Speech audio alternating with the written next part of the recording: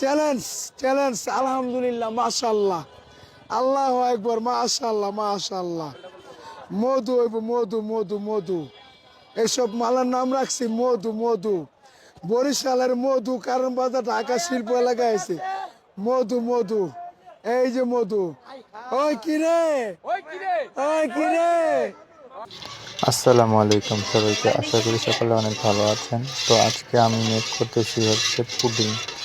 তো pudding make করার জন্য প্রথমে দিয়ে দিলাম দুধ চুলার উপরে, প্রায় 1 কেজির মতন দুধ ছিল। তো তারপরে আমি এ পাশে আবার ক্যারামেল বানানোর জন্য চিনি দিয়ে দিলাম এবং পরে ডিম নিয়ে নিলাম 4টা। দেখতে পাচ্ছেন এই যে ডিমগুলো। তো তারপরে ডিমগুলোকে চিনির সাথে পেস্ট করব যেন চিনির সাথে একেবারে গলে যায়। তো এই যে চিনির সাথে ডিম দিয়ে দিয়েছি, এখন এই যে মিক্স করা শুরু করতেছি। দেখেন এই যে পেস্ট শুরু হয়ে গেল।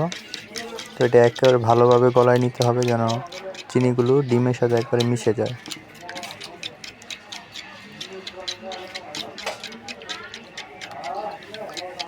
প্রায় অনেকক্ষণ করতে হবে, অনেকক্ষণ করার পরে একবারে মিশে যাবে, নাহলে মিশবে না। তো দেখতে থাকেন এই মিক্স হওয়ার পরে কী করি। তো মিক্স হয়ে গেছে, এই এখন দিয়ে দিচ্ছি হচ্ছে দুধটা ঠান্ডা করে রেখেছিলাম। এখন দুধ আর ডিম একসাথে মিক্স করে ফেলছি। এখন দুধ আর ডিম একসাথে মিক্স করার পরে এটা এখন করবো। এখন আমরা এটাকে এখন মিক্স করব, ভালোভাবে মিক্স করব যেন একবারে মিশে যায় ডিম আর দুধ। তো দুধ আর ডিম মিশে যাওয়ার পরে এখানে হালকা একটু চিনি দিয়ে দিব, মিষ্টি লাগে। তো তারপরে দিয়ে দিচ্ছি এই যে, এবং ক্যারামেলের উপরে এখন ছেঁকে দিব যেন ওরকম শরগুলো না যায়, ডিমের যে আঁশটা থাকে ওটা না যায়।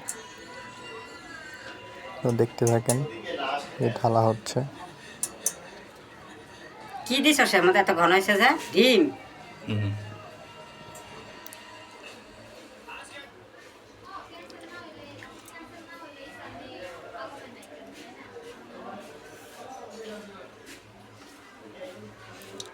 ইয়ে আছে না ওই যে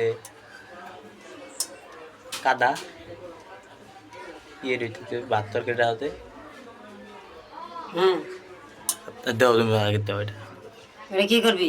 এটা দিতে হয়তো না, হ্যাঁ এটা দিতে না লড়বো ভরা দিবি এটা কইতাছ?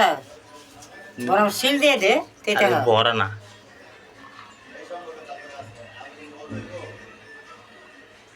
ওটা দিতাম ভাঙার লাগা। আরে ভালো করে লাড়া দাও, পানি ধরে না।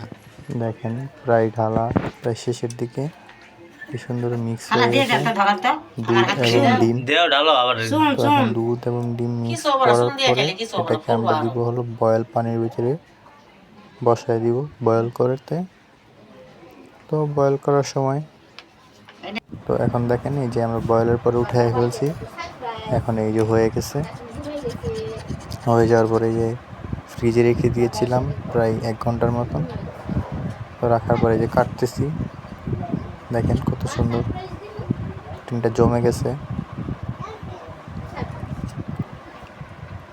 তো জমে যাওয়ার পরে এই যে এখন ঢালা হবে, ওটাকে ঢেলে ফেলছি। দেখেন কি সুন্দর কালার আসছে, পুডিংটা ভাঙেও নেই, একবারে স্ট্রং হয়ে আছে, অনেক সুন্দর লাগতেছে দেখতে। যদিও ছোট্ট একটা ময়লা পড়ছে, ময়লাটা আমরা উপরে ফেলে দিব।